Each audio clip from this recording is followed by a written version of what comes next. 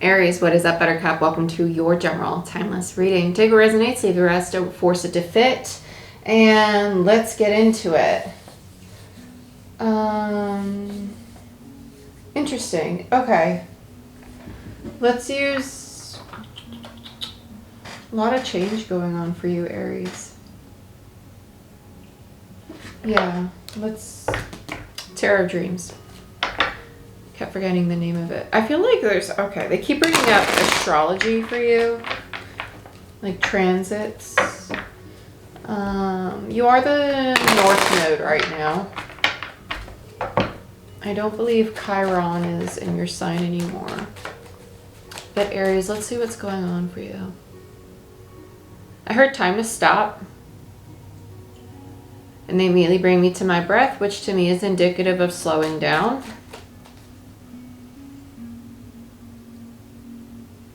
I heard spend time in. It sounds like steeple what they're saying. To me, this doesn't have to be religious. This feels like being in a space that's like quite literally, like steeple is very high to me in my mind. It's like the top of a mountain. This to me is finding you a sacred space that's close to the divine, where you feel close to the divine. So that could be a religious institution. It could be an altar. It could be a park bench. Yeah, Ten of Swords. That makes a lot of sense because it's part of the soul that is now leaving the body, because it's healed. It's healed. It's like the wrong way to word it because we don't want our soul to leave our body, but it's more of you're going through a release of things that no longer support your soul's growth, right? Let's put it that way. Ten of Swords, it's the end of how you perceive something, which makes sense as to why there's a lot of higher state of consciousness energy and a lot of spiritual energy. When we're in higher states, the way that we perceive is different because our frequency is higher. So we're not seeing through a lens of hurt or pain. I feel relationships coming in now.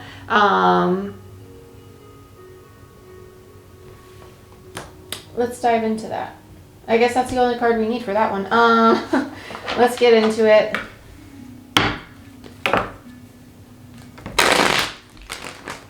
I know I jumped right into things, but if you're new, my name is Jordan. I'm a psychic medium and a shaman, an intuitive healer, Reiki master, a lot of things. If you want to book with me, you can do so down below through my website. I service globally, okay? So let's see what else we got going on for you.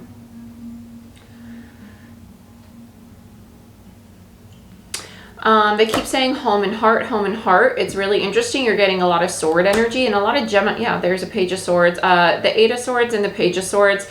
There's a misunderstanding here of why this is closing out. Okay, so I feel anger all of a sudden because when I feel it at the back of my body, it tells me something that you're not aware of or you're not realizing, right? You're not seeing clearly, which would explain, yeah, the subconscious mind, what's hidden from you with the moon. And the Page of Swords in reverse, I feel a mother energy coming in.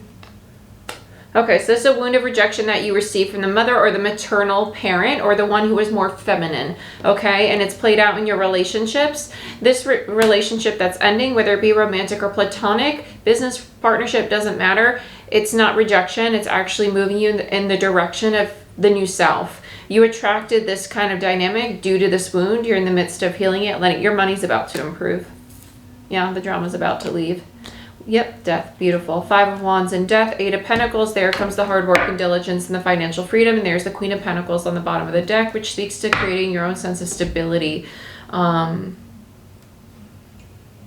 They keep going back to the hurting heart space, so let's dive into that. I'm going to put that over there. For now, we'll come back to career in a little bit.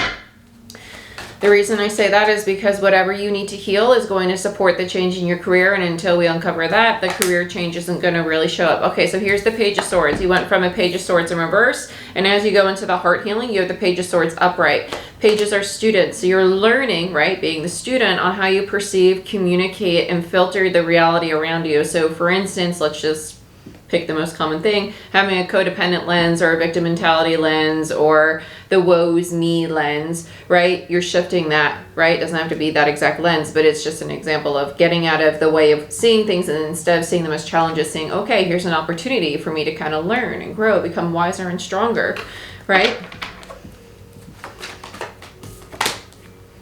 Yeah, it's depression and oppression, feeling stuck. Yeah, stuck. Okay, so we have an overthinking energy here. Aries, there's a lot of a need to really slow down. When you become slow, when you become still, right? We're not saying that you need to sit and meditate and be still in that sense. Being still could be walking through the park and just being so mindful that you just feel the air go in and out of your nose. You feel the air move down your body, not allowing your thought to travel elsewhere, to be fully present in what it is that you're doing and not be judgmental of the process in which you have to complete things, okay? Let's continue. You need time to rest. You're gonna, okay, yeah. Yeah, you keep trying to figure things out and move forward. You're gonna continue to spin your wheels in some chaos. Don't do that. Don't do that. You're being asked to tap into your feminine. Okay, well, if I put this out, then the universe will give this back to me. Then the people in my life will give this back to me. Not necessarily. That's an expectation. You're being tested with the lesson of surrender, which is a constant lesson. It's just like change. This is, that's why you have so many swords. It's about the unknown. It's about you trusting. Okay, that would explain the higher state of, yeah, the Hermit. Okay, so let me explain to you. So the Hermit is Virgo energy. It's also about going within, right? To really pause and go within, to really explore the depth of oneself, not intellectually explore, to quite literally have fun with sitting with yourself. Like, so rock and hug yourself, spending time with yourself in that way, building a relationship, not just with your mental, but your emotional, physical, nervous system, energetic and spiritual body. With those multiple bodies is going to help you truly see what it means to go within. You are naturally moving in a very masculine way. It doesn't mean that you are naturally masculine. It means that you have been programmed to move in this way, right? That guilty, totally guilty. And it's just now we have the feminine coming online collectively. But Aries, you are going through a really big change of self. And in order to change that self, you're being asked to kind of slow down and get to know who you are becoming. Not to think, well, this is who I'm becoming because this is who I want to become, right? Who you want to become and who you're destined to become and who you're actually becoming are many different things. So by slowing down and learning to be the student of your thought versus thinking, oh, well, that's a thought, it must be true. No, some of these thoughts are actually very distorted and self-sabotaging. You're learning to give yourself grace, and you're going to learn to have very balanced relationships instead of having expectations about how people should be in relationship with you. Let's look into, I feel love, so let's look into love. I don't want to use this. I want to use something else for you. Where are we at with time? Oh, 7 minutes. We're getting a lot of stuff. Oh, I know. I can't do that. I can't do love. That's a shame. I have my love readings on my site if you want to see them. I'll be doing an actual love reading for this afterwards. So let's focus more just on relationships in general. Let's see what we get for that. High Priestess and Strength. Yeah. Okay. Regardless, relationships aren't your priority right now. They're not. The priority is you. It's time for you to really just focus on yourself. And if you don't, you're going to end up sick. That's like a really big theme this year. A lot of people like, and I think that has a lot to do with the Pluto transit. Pluto going into Aquarius. Yeah, look at all this masculine energy. Okay, I'm going to shoot you straight because I don't sugarcoat things. You're being asked to stop communicating out of like insecurity and fear. So if people have ever called you arrogant or ever assumed that you were kind of like a know-it-all or like cocky in any way, ask yourself if the way that you communicate is actually so forward, so abrupt because there's insecurity that you're trying to mask with somewhat confidence. That's not genuine confidence.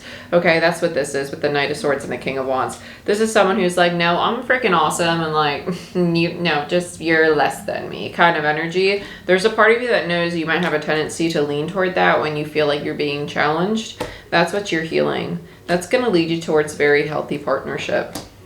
Yeah, Page of Cups in reverse. It's not really how you feel.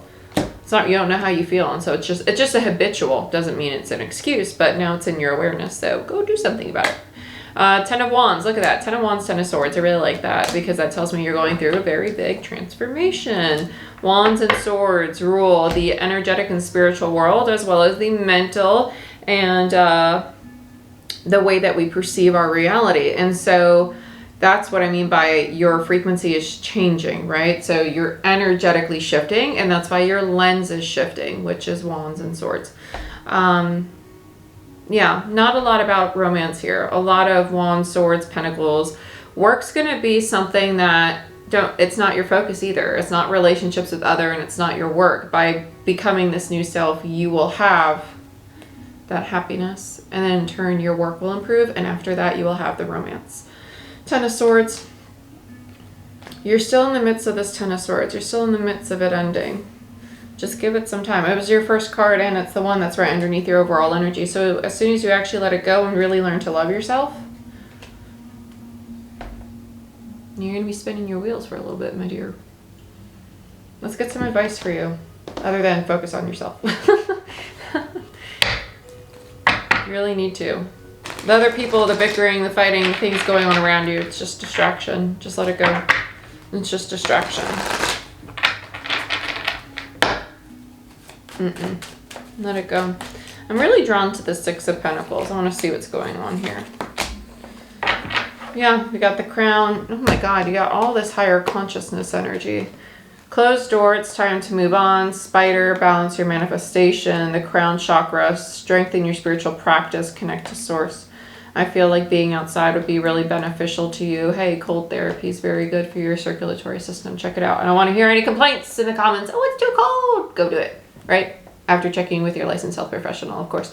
The Owl, listen to your inner voice instead of other people's opinions.